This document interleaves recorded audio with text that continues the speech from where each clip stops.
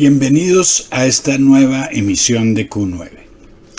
Estando en una misión de la ONU en Etiopía en el 2010, leí en un periódico local una noticia que me llamó la atención que decía que Irán, la República Islámica de Irán, tenía vínculos estrechos con Hugo Chávez y que estaba en búsqueda de uranio en América Latina para su programa nuclear. Una noticia suelta que, sin embargo, se grabó en mi memoria. Y cuando llegué a Colombia en el 2011 decidí averiguar un poco más sobre el asunto. Y lo que me sorprendió fue que no solo que la noticia era cierta, sino que la cosa era mucho más grave de lo que yo imaginaba.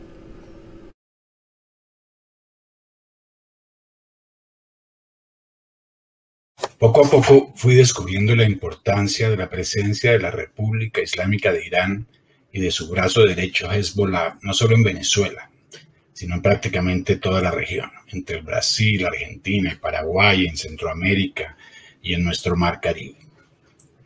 Irán y Hezbollah, ambos de orientación chiita, son inseparables. Hezbollah es un grupo terrorista ubicado en el Líbano, que se convirtió hoy en una importante fuerza política apoyada por Irán y es básicamente el brazo operativo de la República Islámica. Esta presencia había crecido exponencialmente desde la llegada de Hugo Chávez al poder en Venezuela, cual le abrió las puertas de par en par, todo mayormente basado en su afinidad principal, su enemistad con Estados Unidos. Pero no se trataba solo de Chávez. Otros líderes de la región, vinculados mayormente al socialismo del siglo XXI, también lo habían tendido en alfombra roja. Cuba, Bolivia, Ecuador, Nicaragua y afines. Confirmé entonces que la nación islámica no solo buscaba uranio, sino que construía bases de misiles en territorio venezolano, que existían vuelos permanentes no registrados entre Teherán y Caracas, cargando personal y material bélico y que entrenaba milicias bolivarianas en Bolivia. Y la gran expansión se produce con el acercamiento entre este hombre, Mahmoud Ahmadinejad, presidente de Irán entre 2005 y 2013, y el régimen de Hugo Chávez y su sucesor, Nicolás Maduro, en Venezuela. Y me iba acercando poco a poco al vínculo que más me preocupaba y era aquel que tenía que ver con mi propio país, con Colombia. El cartel de drogas de las FARC, que iniciaba en ese momento un proceso de paz con el gobierno de Colombia, estaba entre los principales socios tanto de Irán como de Hezbollah en la región. Y nadie o muy pocos parecían estar al tanto. Yo creía imperativo en ese momento avisar y por eso me senté a escribir mi primer libro, El Plan Maestro. En América Latina y desde hace varias décadas, Hezbollah ha operado principalmente desde la triple frontera que se ubica entre Brasil, Argentina y Paraguay, uno de los verdaderos centros del crimen transnacional organizado, desde el cual Hezbollah y otros grupos terroristas y criminales perpetran todo tipo de actividades delictivas, incluyendo el tráfico de drogas. El epicentro. Por aquí pasa buena parte del narcotráfico de América Latina. La cocaína sale de Colombia y Perú, la refinan en Bolivia y llega a la triple frontera.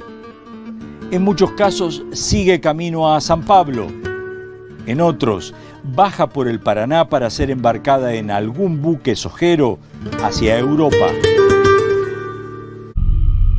Que se utilizan del crimen organizado para poder hacer plata para envío para las causas de ellos. Pero también está el Mar Caribe, en la Guajira colombo-venezolana y en la isla Margarita, el sur de México, en Chiapas y también el puerto de Buenaventura en Colombia. Y en medio de todo esto estaba obviamente el tema de lo nuclear. Irán, bajo sanciones permanentes por parte de Occidente, ha siempre anhelado hacerse al arma nuclear.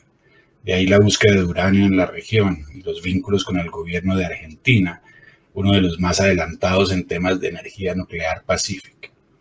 En el libro mencionaba también el famoso eje nuclear, Teherán-Caracas, y los llamados vuelos del terror entre Teherán, Damasco y Caracas sin manifiestos, que se dicen cargaron inclusive armas para las FARC. Entre muchas otras cosas, mi libro hacía mención del problema de aislamiento de América Latina del resto del mundo y de su parroquialismo extremo, que siempre repito. completamente ajenos a las dinámicas de la geopolítica global. Hasta los más ilustrados consideraban mis advertencias como siendo remotas. Irán en América Latina buscando uranio, imposible, está loco. Por 5 años hubo un vuelo semanal entre Caracas, Damasco y Teherán de la empresa Conviasa. Se conocía popularmente en Venezuela como el vuelo del terror.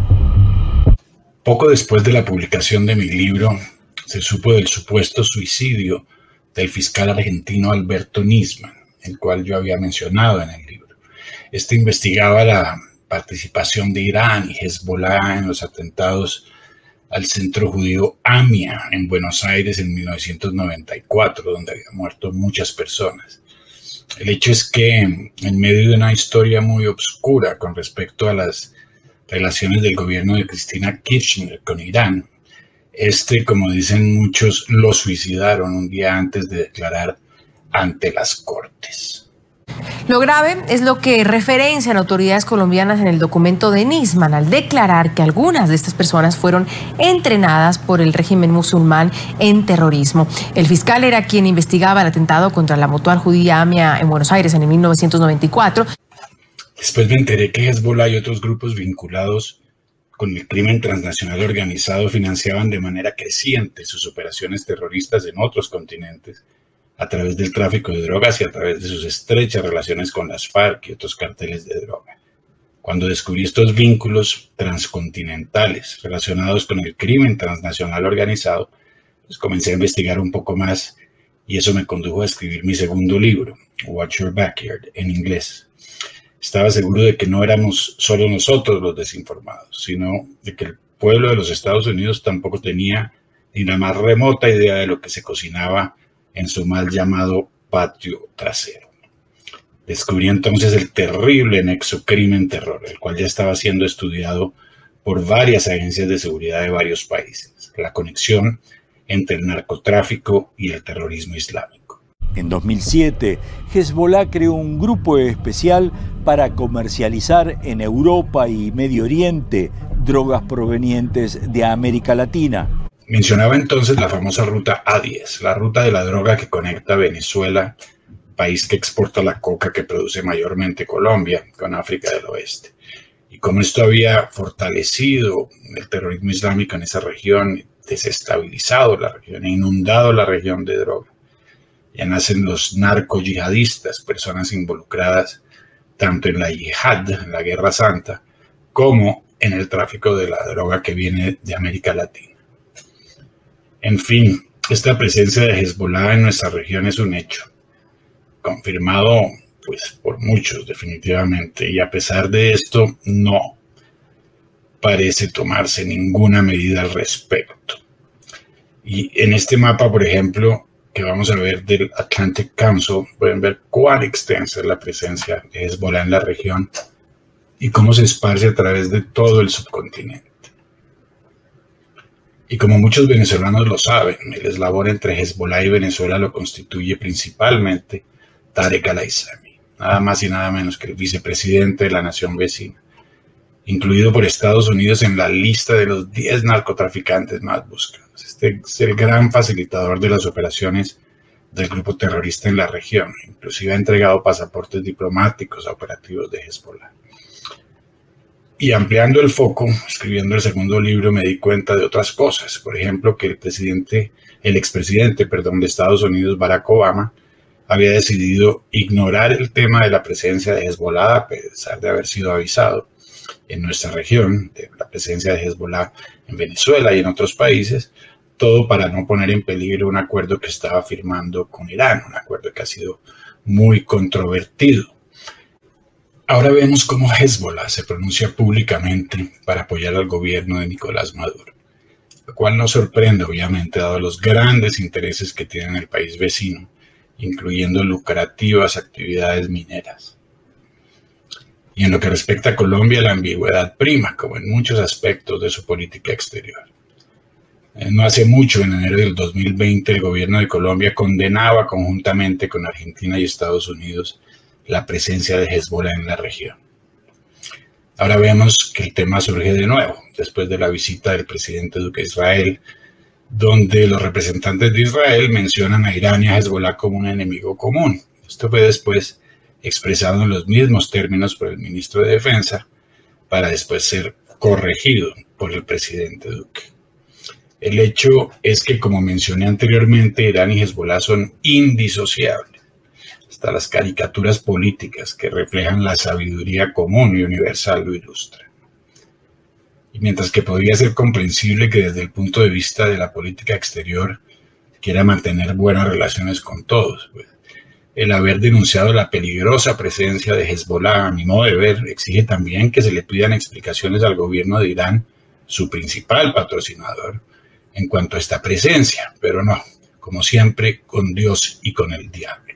Permítanme concluir recordándoles que cuando se trata de Irán, se trata también de una de las dictaduras islámicas más represivas, donde los derechos fundamentales son ignorados, la pena de muerte se aplica sin restricción alguna y en público, y los derechos de las mujeres son permanentemente aplastados. Y en cuanto al arma nuclear, Irán, según algunos, está muy cerca de obtenerla. Otros dicen que ya la tiene, y otros que jamás parará hasta obtenerla. Bueno, que quede claro que esto no constituye una crítica al Islam. Yo viví en muchos países de fe musulmana y tengo muy buenos amigos que quiero mucho, que practican su fe de manera pacífica y en tranquilidad. Se trata de los grupos extremistas y de las naciones extremistas que no creo puedan contribuir a la paz y a la tranquilidad en nuestra región.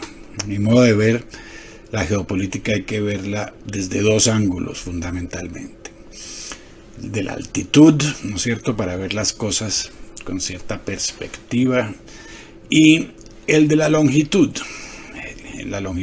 en el tiempo, porque los fenómenos que se dan como guerras o fenómenos abruptos como revoluciones, etcétera, que se dan de un momento a otro, en realidad vienen cocinando desde hace mucho tiempo, vienen germinando, y alguna vez tuvo que haber sido plantada una semilla, y en el caso de América Latina, sin duda alguna, esa semilla ya fue plantada hace mucho tiempo, y a pesar de tantas advertencias, pues poco se ha hecho.